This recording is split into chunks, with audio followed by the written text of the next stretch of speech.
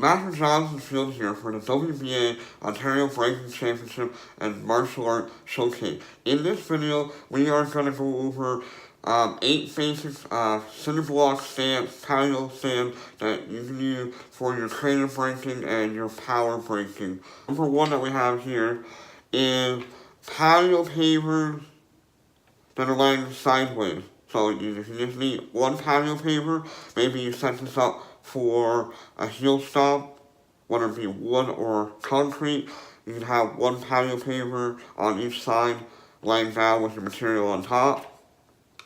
Number 2 is your patio paver as the base, and then you put the cinder block on top sideways. So this gives you, if you're used to using cinder blocks in this fashion and you want just a little bit more height. So this is an example of using patio pavers to give you a little extra height. Because when we're power breaking, creative breaking, you want to make sure that you have the proper height, and this will allow you to kind of make slight micro adjustments.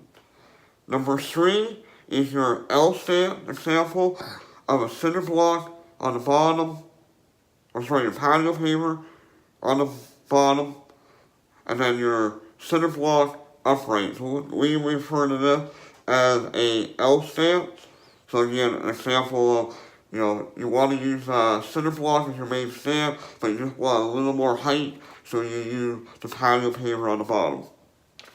Number 4 is just using one cinder block laying down. So sometimes we'll call this half high.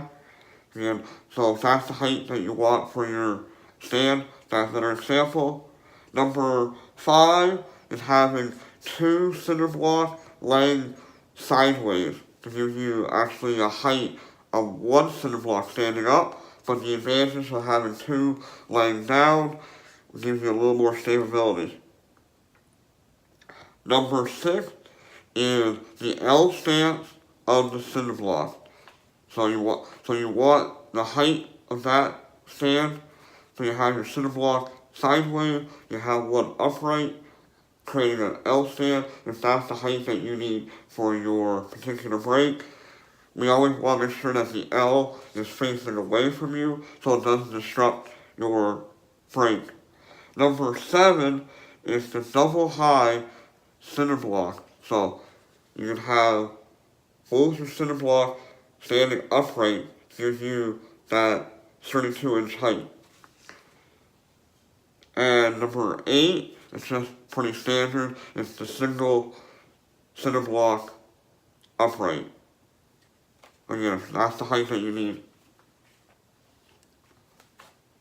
Alright, so those were 8 basic examples of how you can use patio paver and cinder block to create different height and configuration for your particular power break or creative break that you're doing.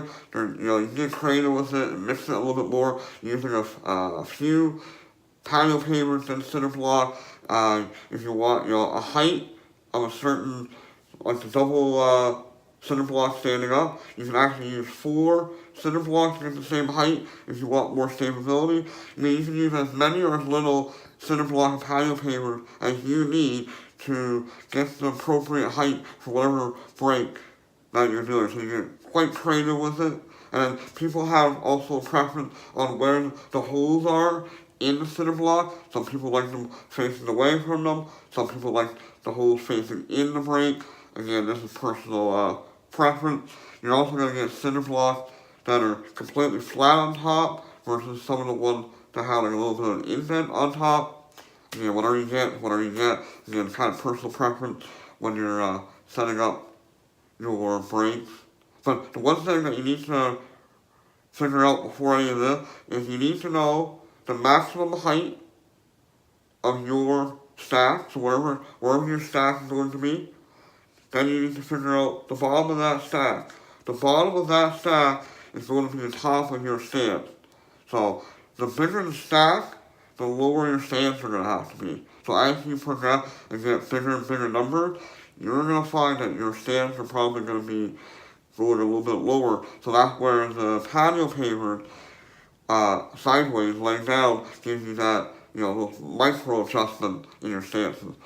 So I hope that you took a lot of information on how to set up your stand. Please check out the playlist for the other tutorials on the power braking and speed braking and all the stuff for the braking for the USBA WBA event at the WBA Ontario Braking Championship and Open Martial Arts Showcase. I hope you enjoyed the videos that we're doing on braking and you're getting a lot of valuable information out of it. I just wanted to take a moment and discuss a couple more things. Number one, make sure that when you're first learning how to brake, that you learn from somebody that knows what they're doing. So whether it be an instructor, a competitor, a martial artist that knows what they're doing in braking, so that they can teach you proper conditioning of the ligaments, tendons, bones, and skin, as well as developing your chi. So you need proper conditioning, otherwise you're going to injure yourself. So make sure that you're learning to do proper braking technique and proper conditioning. And it may even be a good idea if you go and just get checked out by your doctor and have your doctor say that, you're healthy enough to pursue training in braking. So I just wanted to, discuss that for a moment because too many people rush into braking and don't condition themselves properly. Braking as a whole, especially as a competitive sport, we have very few injuries compared to other sports, and that's because we put a lot of emphasis on proper technique and proper conditioning and proper mindset so that our body and our mind don't get injured. So before you get into braking, if you haven't done it, find somebody who knows what they're doing, learn from them, and be safe. If you enjoyed today's content, please consider subscribing, and don't forget to hit the notification bell so you don't miss out on any future videos.